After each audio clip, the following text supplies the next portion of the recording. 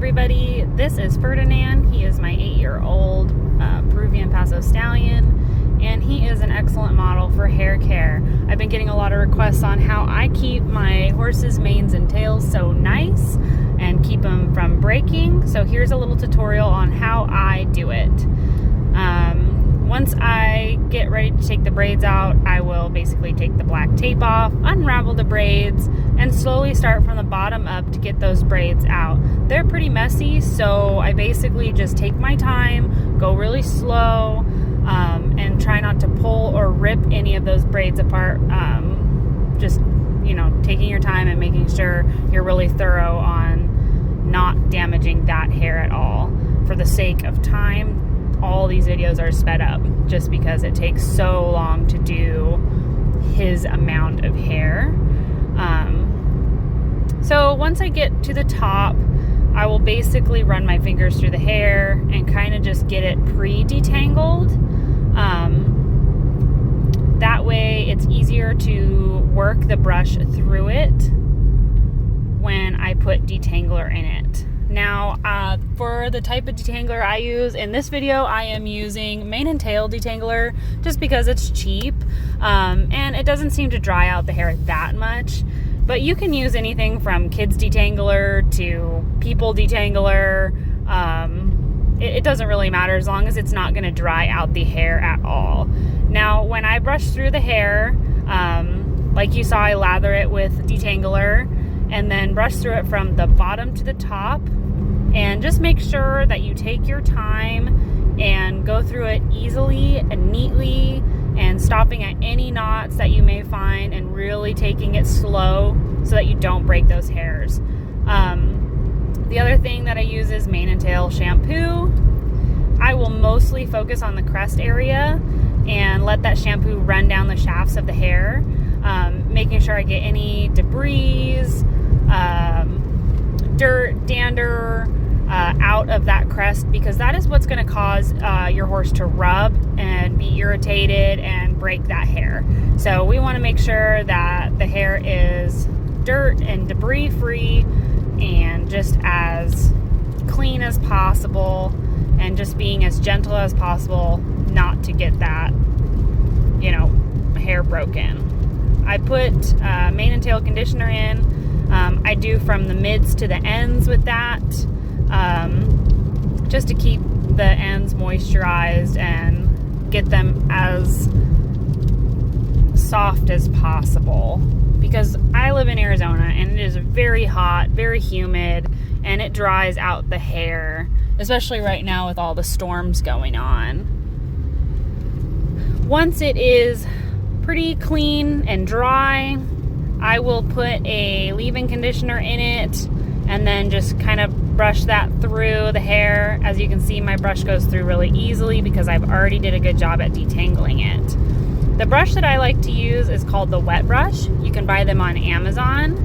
They're very flexible, they're very soft. I recommend them for people too. I use them personally. I use them on all my horses myself. All my friends and family use them. They're just a great brush. They don't pull, tug, or rip. After that, I will mist some leave-in moisture and oil into the hair. I do that from the mids to the ends, again, because we don't want those ends to snap and break off in this heat. So the more moisture, the better. I'm just gonna run my hands through that, kind of evenly disperse it throughout the hair. And then I'm gonna start my braiding process. When I braid the hair, sorry, his head is up a little bit, but it'll go down in a second. When I start braiding the hair, I take a 3 to 4 finger section, and then I start really loose at the top and work my way down and get tighter as I go down. Once I get all the way to the bottom, I leave about a 2-inch section on the bottom that's unbraided, and I stick that end through the second loop of the braid and pull it halfway down the pre-existing braid and wrap my electrical tape. Now this is pretty sticky electrical tape. This is like the high quality electrical tape that you can buy at Home Depot, Lowe's, anywhere like that, Ace Hardware. And I've never had any issues with it leaving an abundance of residue or ripping out hair or having any trouble like that.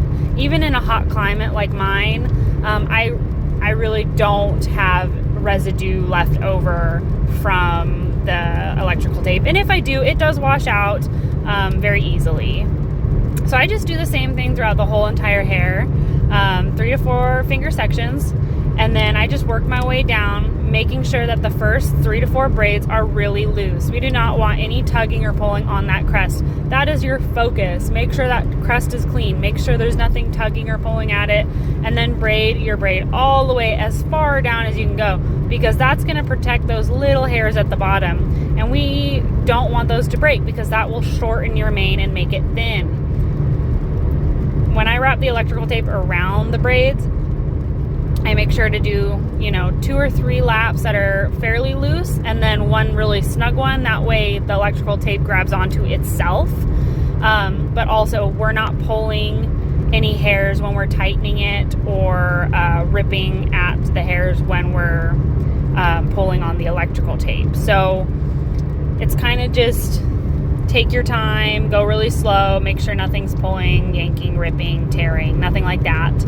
And then I just work my way down the rest of the mane. Depending on your horse's hair, depends on the amount of thickness of the braids I would do. If their hair is thinner, even though it's long, I would do thinner sections, like 2 to 3 finger sections. If their hair is really thick, I would do 4, maybe a whole hand width of sections, because that will keep the weight on the one side. It'll keep it from pulling and yanking. I find that thinner sections are more irritating for the horse. This way, his hair is pretty much just laying over the way it's supposed to be, but off his neck and not as hot. Once you're done with the whole head, you can now put your last bit of protection on before you bag it, if you choose to bag. I use just jojoba oil or coconut oil or something like that to protect those ends that are sticking out and keeping flies away and whatnot. So I will take just a little bit of oil, put it on those ends, and then whatever I have left over, I will put on the rest of the braids and the forelock. And then after that, you can just tie your bags in. I like smaller bags rather than long, like obnoxious ones, but to each their own. So when you put those bags on, instead of putting it through the same loop as the braid, I put it through the first loop. That's why I put the braids through the second loop. I don't put any bags on in this video, but I prefer to use bags because then you can leave the braids in longer. The braids are protected from the elements that way. And hopefully that helps you guys. I really like doing his hair. It takes about 2 to 3 hours. It is super tedious and time consuming, but worth it to have a beautiful horse when you're riding or showing.